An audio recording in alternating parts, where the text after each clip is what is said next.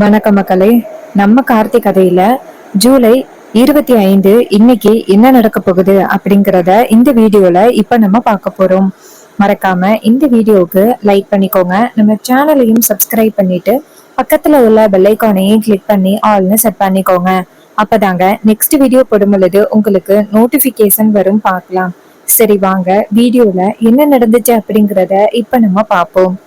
என்ன நடக்குது அப்படின்னா, நம்ம ஹீரோயின் இருக்காங்கல்ல, ஹீரோ கூட போட்டோ எடுக்கணும் அப்படின்னு ஆசைப்படுறாங்க.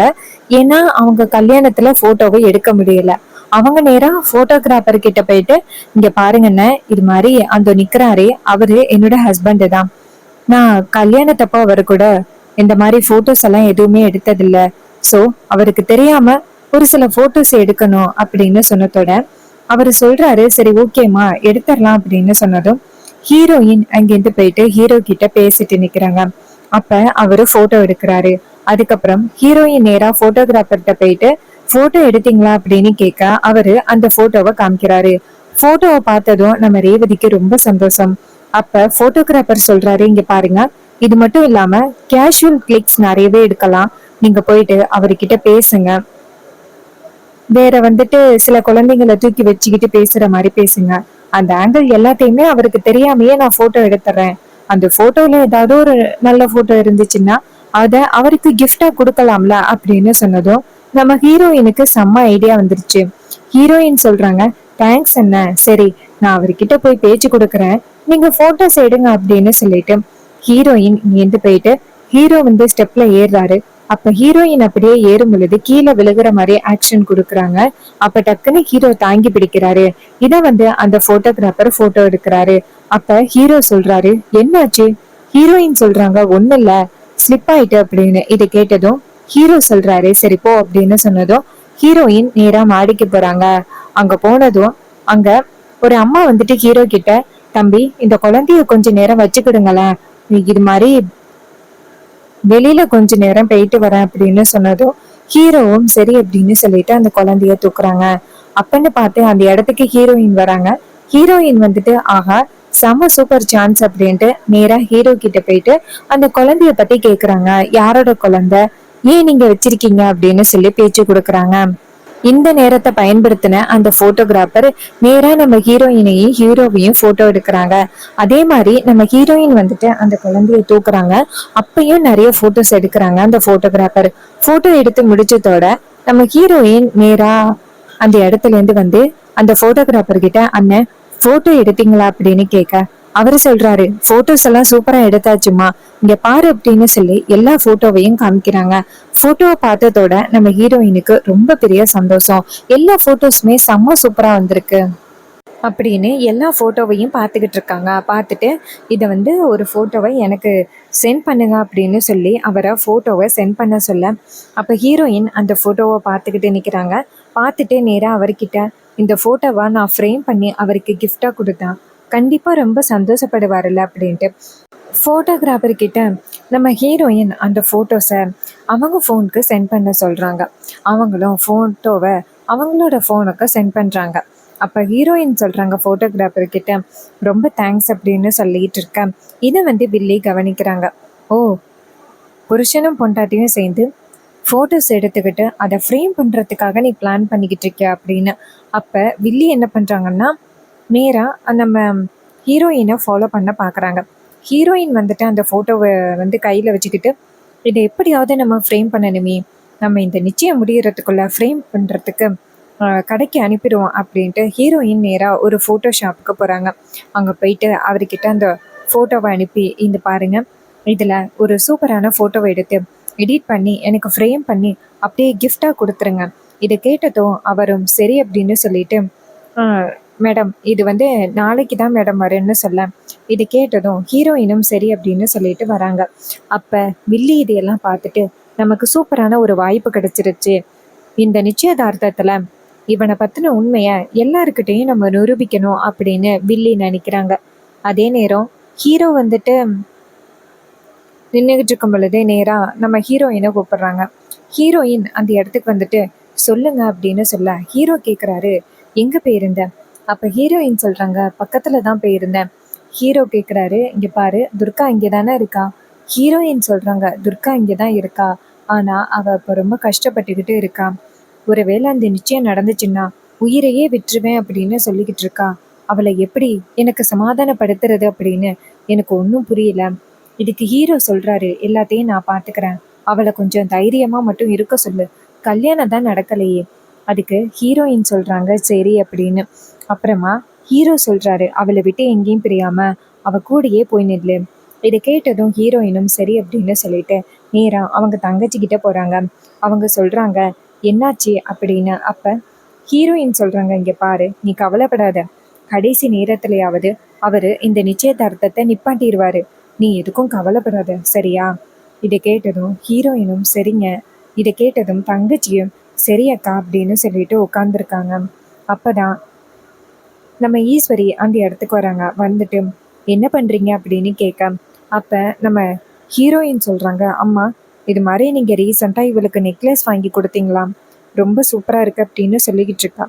இது கேட்டதும் நம்ம ஈஸ்வரி சொல்றாங்க, அது அப்படியே நான் துர்காவுக்காக செஞ்சு எடுத்துட்டு வந்தது, கிட்டத்தட்ட அது ஒரு 15 பவுன் இருக்கும் அப்படின்னு சொன்னதும் நம்ம ஹீரோயின் சொல்றாங்க, சூப்பர்மா, இந்த மாதிரி ஒரு டிசைன்ல நான் நெக்லஸ் பார்த்ததே இல்லை, நீ நம்ம தங்கச்சிக்கு ரொம்ப பொருத்தமா இருக்கு அப்படின்னு சொல்லி பேசிக்கிட்டு இருக்காங்க.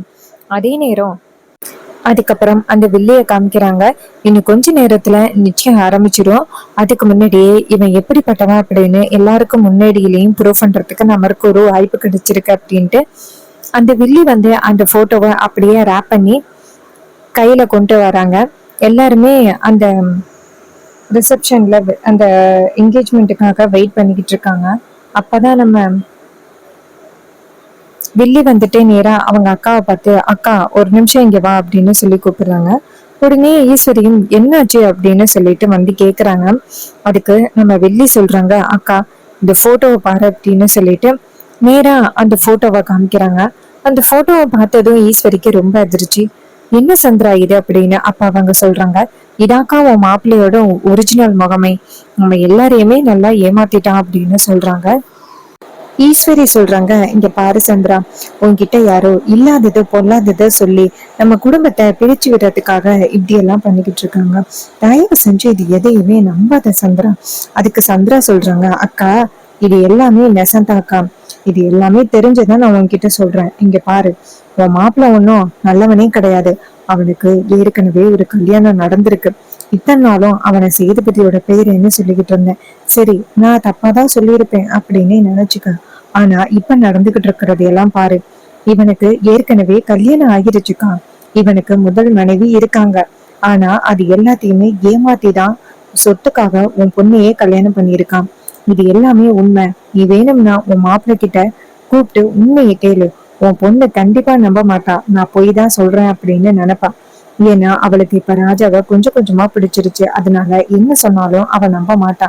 ஆனா நான் சொல்றது எல்லாமே உண்மை, இவனுக்கு ஏற்கனவே கல்யாணம் ஆகிருச்சு, நீ வேணும்னா அவனை கூப்பிட்டு கேளு அப்படின்னு சொன்னதும் அப்ப ஈஸ்வரி சொல்றாங்க, சந்திரா பல வகையில மாப்பிள்ளைய தப்பானவரு அப்படின்னு என்கிட்ட நிரூபிக்கிறதுக்கு நீ முயற்சி பண்ண, ஆனா ஒரு விஷயத்துல கூட நீ ஜெயிக்கவே இல்லை.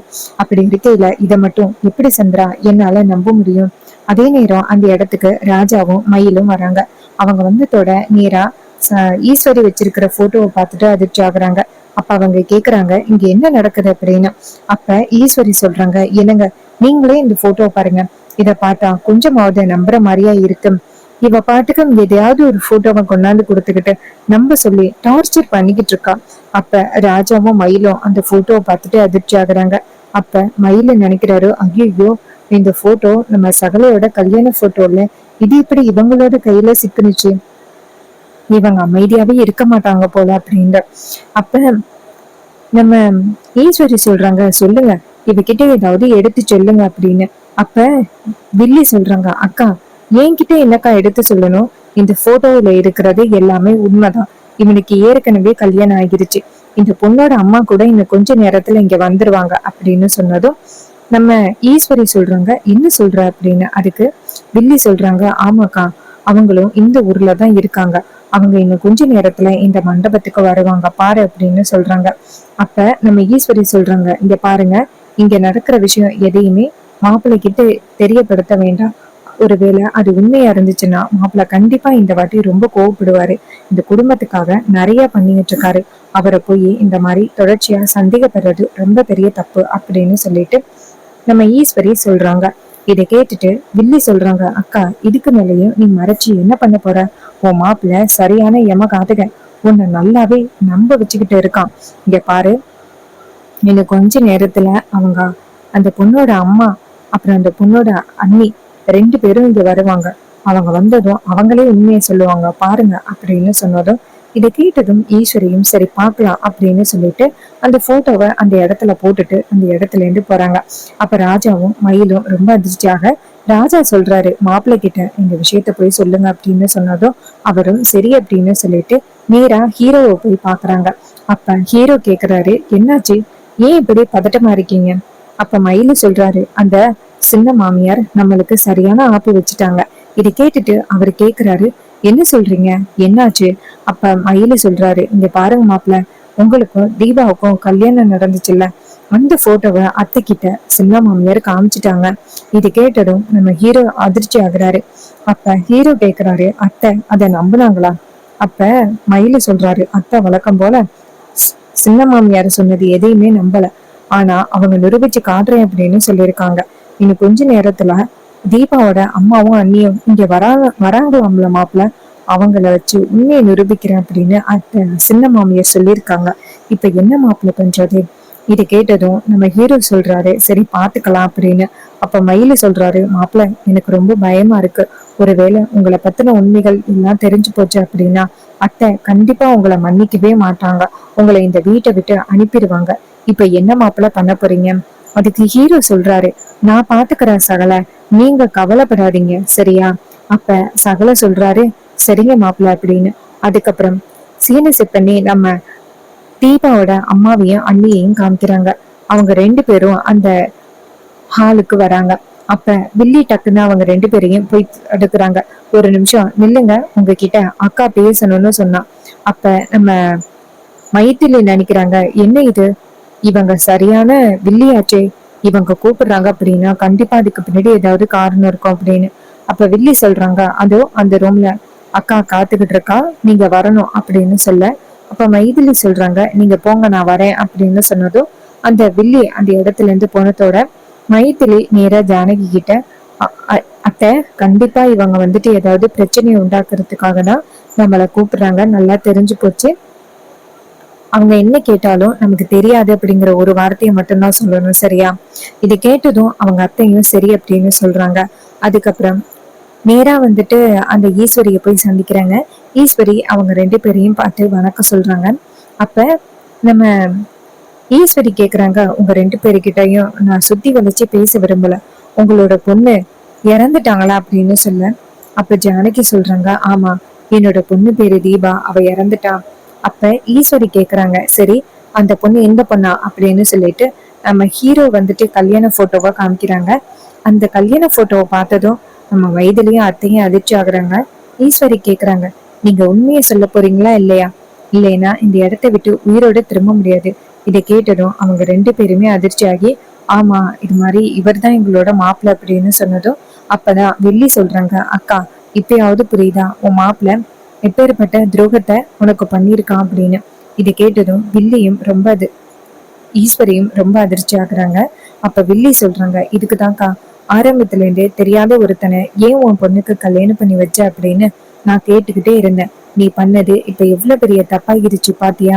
இங்க பாரு, அவன் நம்மளுக்கு நல்ல துரோகம் பண்ணியிருக்கான், அவனை இந்த இடத்த விட்டு துரத்தி அடிக்கா அப்படின்னு சொன்னதும் அப்ப நம்ம ஜானகி சொல்றாங்க, அம்மா தயவு செஞ்சு மன்னிச்சிருங்கம்மா, இது மாதிரி மாப்பிள்ளைக்கு இப்பதான் ஒரு நல்ல வாழ்க்கை அமைஞ்சிருக்கு.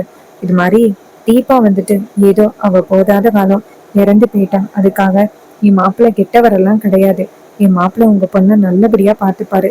அம்மா தயவு செஞ்சு எங்க மேல கோவப்படாம இது மாதிரி மாப்பிள்ளையை ஏத்துக்கிடுங்க அப்படின்னு சொல்லிட்டு கெஞ்சுறாங்க. ஆனா நம்ம ஈஸ்வரி வந்து கேட்கவே இல்லை. எவ்வளவு தைரியம் இருந்தா அவன் ஏன் பொண்ண 2ஆம் தரமா கல்யாணம் பண்ணியிருப்பான்? என்ன நடந்துச்சு அப்படிங்கறத எதையுமே என்கிட்ட சொல்லாம அவனுக்கு கண்டிப்பா மன்னிப்பே கிடையாது அப்படின்னு சொல்லிட்டு செம்ம கோவப்படுறாங்க.